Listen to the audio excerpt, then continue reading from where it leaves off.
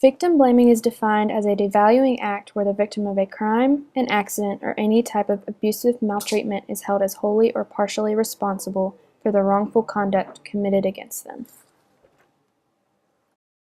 That we have to stop blaming victims for these crimes. No one ever asked the person who got robbed at gunpoint in the street, why were you there? What were you doing? What were you wearing? What did you say? Did you offend someone? We encourage people to come forward. While victims of other violent acts are sympathized with, victims of rape are questioned and blamed for precipitating their own attack. Victims of sexual assault are commonly asked questions such as, what were you wearing, were you drinking, or were you alone? All of these questions insinuate that the victim is to blame. These questions are what lead to victim blaming. Victim blaming can stem from many misconceptions about victims, rapists, and why rape occurs.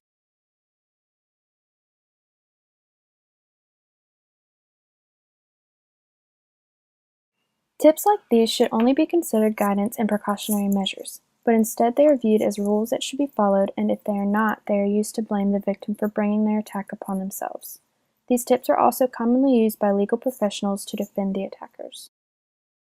An officer by the name of Rob Gary Evans walked into a bar in Arizona, and he walked into that bar completely drunk. He flashed his badge to the bodyguard at the front door so he wouldn't have to pay cover. Then he approached a woman wearing a skirt, put his hands up her skirt, and reached for her genitals. The jury found him guilty for sexual assault. The judge in this case has decided that the crime is not serious enough to warrant a jail sentence. She's not really blaming the officer for what he did. She's blaming the victim for being at a bar. So here's what she said when she talked about this case. She says to the woman, to the victim, "If you wouldn't have been there that night, none of this would have happened to you. I hope you look at what you've been through and try to take something positive out of it. You learned a lesson about friendship and you learned a lesson about vulnerability. When you blame others, you give up your power to change." Accusations and beliefs like Judge Hatch's are common in today's society. Not only do they blame the victim, but they also help to keep criminals out of jail.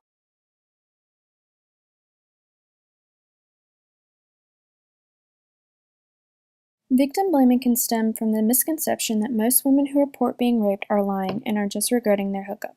But the truth is only 2 out of every 100 reported rape cases are false reports. This goes to show that society should not assume rape victims are lying or that it was their fault.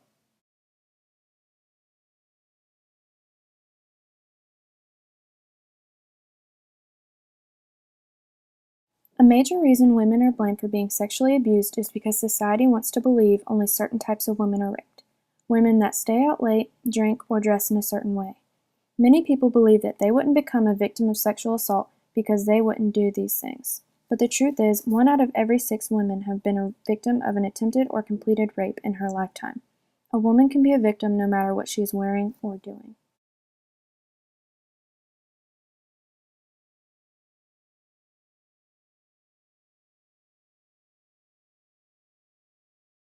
These statistics show that most victims knew the perpetrator and were attacked regardless of what they were wearing or doing. Usually we know our perpetrators. They've been watching us. They know where our weaknesses are. Again, society doesn't know. They don't consider that somebody's been watching you. I mean, even if it's a friend, then they know things about you that a stranger wouldn't know, and they're going to use those to their advantage.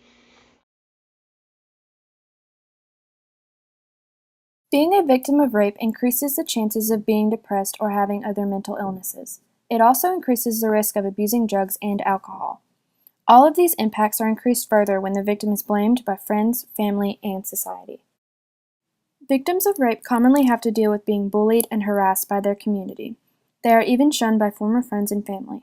Having been raped and then having to deal with the harassment of being blamed causes extreme problems for the victim. They commonly have a difficulty entering society again because they are not accepted.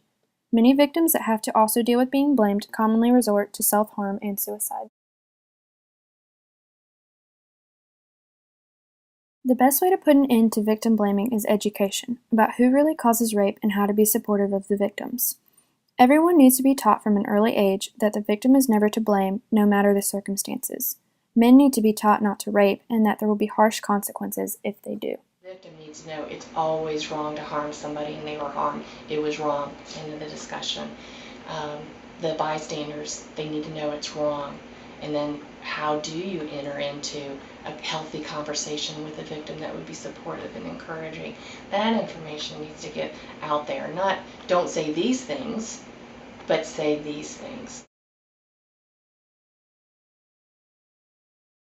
He knows that our daughters, our sisters, our wives, our mothers, our grandmothers have every single right to expect to be free from violence and sexual abuse, no matter what she's wearing, no matter whether she's in a bar, in a dormitory, in the backseat of a car, on a street, drunk or sober.